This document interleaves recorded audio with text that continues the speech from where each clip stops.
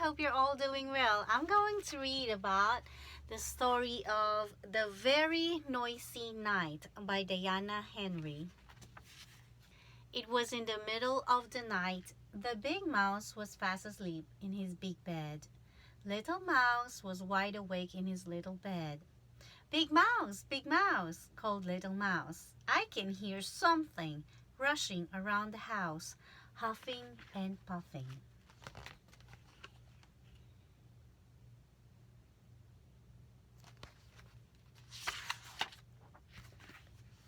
Big Mouse opened one eye and lifted one ear. It's only the wind, he said.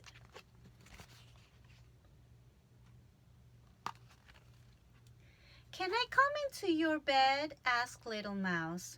No, said Big Mouse. There isn't room. And he turned over and went back to sleep.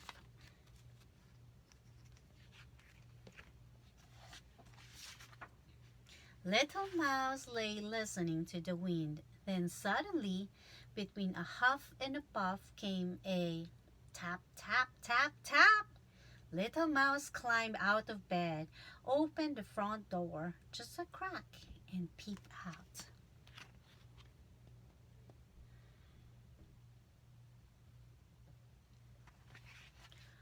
Shh, went the wind, but there was no one outside.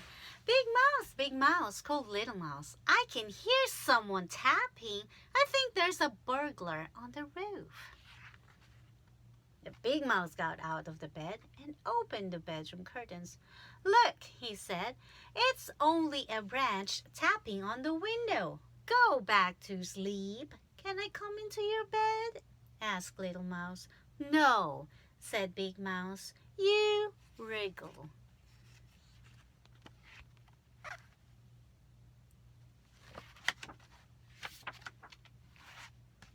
Little Mouse lay on his own bed and listened to the wind huffing and puffing and the branch tap-tapping and someone calling, hoo-hoo, hoo-hoo. Little Mouse climbed out of bed again. This time he looked under it.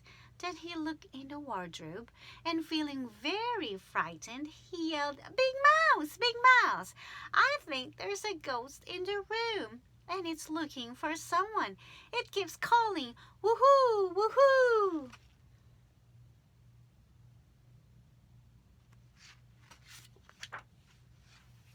Big Mouse sighed, sat up and listened. It's only an owl, he said. It stays up all night like you. Can I come into your bed? Asked Little Mouse. No, said Big Mouse. Your paws are always cold. Big Mouse pulled the blanket over his head and went back to sleep. And Little Mouse got back into his own bed.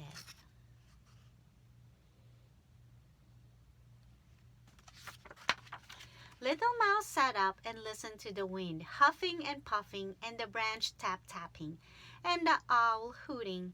But shh, what's that? Big Mouse, he called. I think it's raining inside. And the little mouse jumped out of bed and fetched his red umbrella. Drip, drip, drip.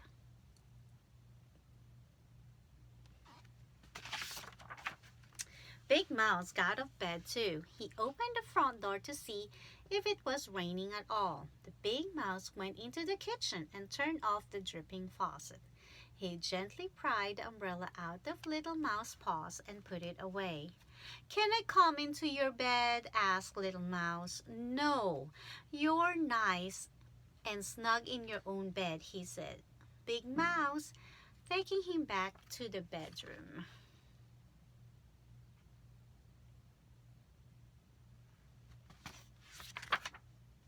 Little Mouse lay and listened to the wind huffing and puffing, the branch tap-tapping, and the owl hooting. And just as he was beginning to feel very sleepy, indeed he heard, wee, wee, wee, Big Mouse, he called, you're snoring.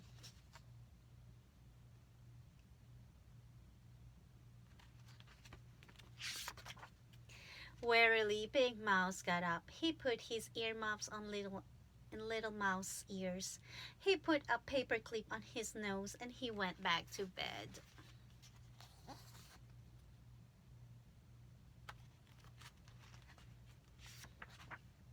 Little Mouse lay and listened to nothing. It was very, very quiet. He couldn't hear the wind huffing, or the branch tapping, or the owl hooting, or the big mouse snoring. It was so quiet that Little Mouse felt he was all alone in the world. He took off the earmuffs, he got out of bed, and pulled the paperclip off Big Mouse's nose. Big Mouse, he cried, I'm lonely.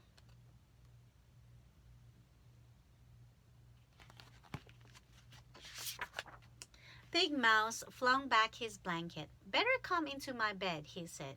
So Little Mouse hopped in and his paws were cold, and he needed just a little wriggle before he fell asleep. Big Mouse lay and listened to the wind huffing and puffing, and the branch tap-tapping, and the owl hooting, and Little Mouse snuffling, and very soon he heard the birds waking up, but neither of them heard the alarm clock. Because they were both asleep.